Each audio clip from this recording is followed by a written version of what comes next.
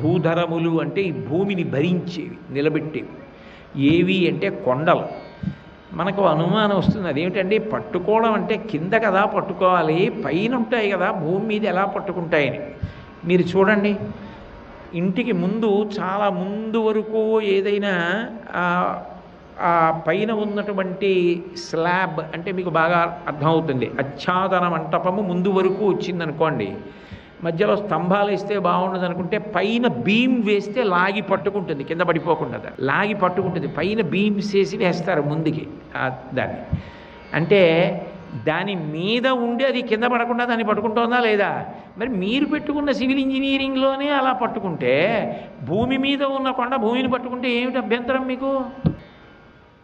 కాబట్టి అసలు నిజానికి సివిల్ ఇంజనీరింగ్ అంతా భౌగోళిక శాస్త్రంలోంచి ఈశ్వరుడు మొట్టమొదటి సివిల్ ఇంజనీరింగ్కి కొబ్బరికాయ కొట్టాడంటాను నేను. భీములు వేయుట అన్నది మొదట నేర్పినవాడు పరమేశ్వరుడే. రాహపురాణం చదివితే అదే కనపడుతుంది. అందుకని ఆవిడికి ఇష్టం ఏమిటి? తనని పట్టుకున్న వాళ్ళ గురించి వినాలనుకుంది. భూధరముల గురించి చెప్పు, నాకు కొండల గురించి చెప్పండి. ఆయన అనేక కొండల గురించి చెప్పాడు. అబ్బో ఎంత అద్భుతంగా చెప్తాడో! ఆ గంధమాదన పర్వతం, శేషశైలం, అరుణాచలం, హిమవత్ పర్వతం, వీటన్నింటి గురించి చెప్పాడు. చెప్పిన తర్వాత భూదేవి ఎంతో సంతోషాన్ని పొంది ఆయన మ్రోల నిలబడి ప్రార్థన చేసింది. భూదేవి ఆదివరాహమూర్తిని ఉద్దేశించి చేసినటువంటి ప్రార్థన స్కంద పురాణంలో ఉంది. అవన్నీ వ్యాసప్రోక్తం. మహానుభావుడు సుబ్రహ్మణ్యేశ్వరుడు అగస్త్య మహర్షికి ఉపదేశం చేశాడు స్కంద పురాణాన్ని. అన్ని పురాణాల్లోకి పెద్దదదే.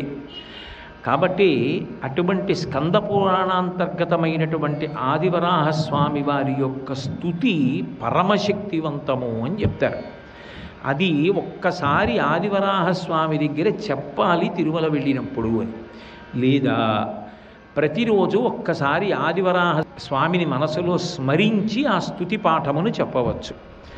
నమస్తే దేవదేవేశ వరాహవదనాచ్యుత క్షీరసాగర సంకాశ వజ్రశృంగ మహాభుజ ఉద్ధృతాస్మి త్వయా దేవ కల్పాదౌ సాగరాంభస సహస్రబాహుణా విష్ణో ధారయామి జగత్యహం అనేక దివ్యాభరణ యజ్ఞసూత్ర విరాజిత అరుణారుణాంబరధర దివ్యరత్న విభూషిత ఉద్యద్భాను ప్రతీకాశ పాదపద్మ నమో నమః బాలచంద్రాభదంస్ట్రాగ్ర మహాబల పరాక్రమ దివ్యచందన లిప్తాంగ తప్తకాంచనకుండల ఇంద్రనీలమణిజ్యోతి హేమాంగద విభూషిత వజ్రదంస్ట్రాగ్ర నిర్భిన్న హిరణ్యాక్ష మహాబల పుండరీకాభితామ్రాక్ష సామస్వన మనోహర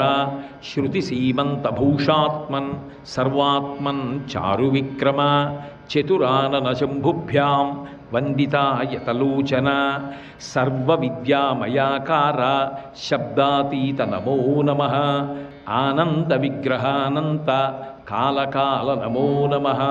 అది ప్రార్థన. ఆదివరాహస్వామిని ఉద్దేశించి భూదేవి చేసినటువంటి ప్రార్థన. ఈ ప్రార్థన చేసినప్పుడు ఆయన ఎంత ప్రీతి పొందాడంటేట, నా తత్వాన్నంతటినీ కూడా భూదేవి చెప్పింది ఈ శ్లోకాలలోనని. ఆయన తన కాలు ఎడమ కాలు పైకెత్తాడు. ఆ పైకెత్తినప్పుడు కింద ఏదైనా ఆధారం ఉండాలి కదా కాలు మీద పెట్టుకోవడానికి. భూదేవి అలా కింద నిలబడి ప్రార్థన చేసింది.